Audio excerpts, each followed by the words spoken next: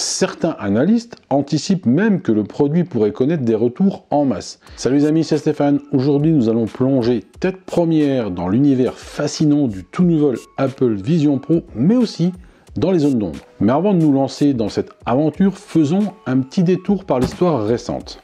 Souvenez-vous du 28 juin 2012 lorsque Google a littéralement ébloui le monde entier. Imaginez la scène, des parachutistes équipés des fameuses Google Glass atterrissent avec panache sur le doigt du QG de Google, partageant leur expérience en direct avec le monde entier. Rien que ça. Une prouesse technique absolument époustouflante qui a pourtant abouti à un échec commercial retentissant. Les raisons de cet échec sont multiples et varient du design quelque peu intrusif de l'appareil à un manque flagrant d'applications réellement convaincantes.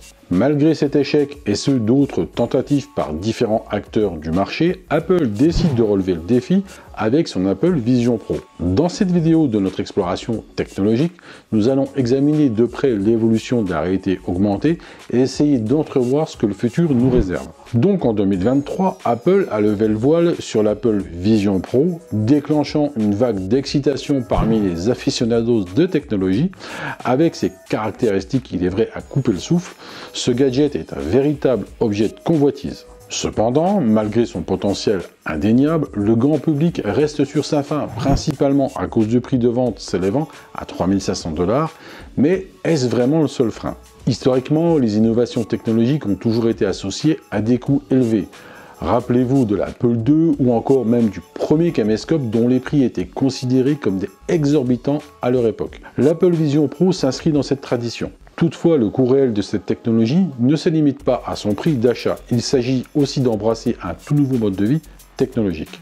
Abordons maintenant l'expérience visuelle offerte par le Vision Pro. Ce casque offre une expérience immersive sans précédent grâce à son affichage en 3D. Cependant, il semblerait que certains utilisateurs aient besoin d'une période d'adaptation pour leurs yeux après avoir utilisé le casque, ce qui est un peu normal quand même.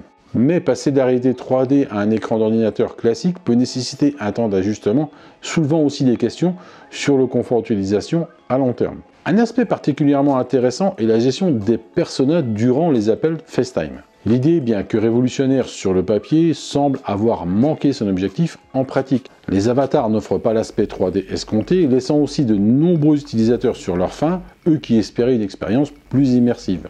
Cette fonctionnalité, bien qu'encore en phase bêta, ne semble pas avoir atteint le niveau d'interaction sociale escompté, laissant un espace ouvert à l'innovation pour les développeurs. Alors, l'accueil de l'Apple Vision Pro au sein de la communauté tech est pour le moins mitigé.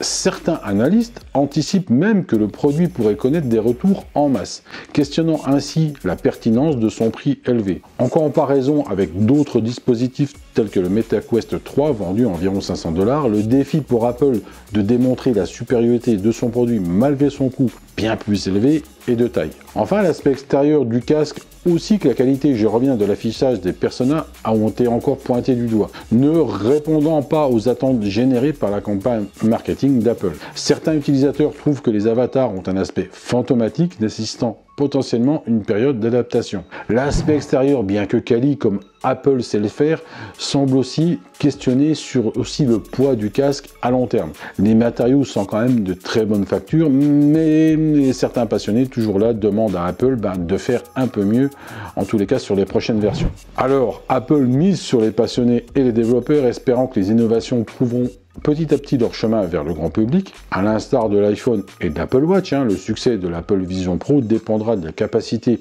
à trouver des applications rendant l'appareil indispensable.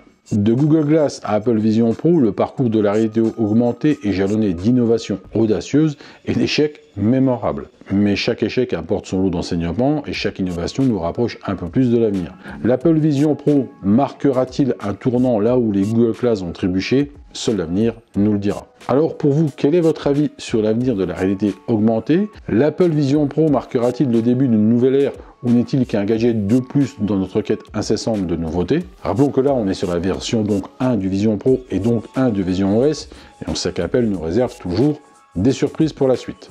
Donc le débat est loin d'être terminé et nous sommes tous impatients de voir comment Apple va répondre aux critiques et améliorer donc son offre.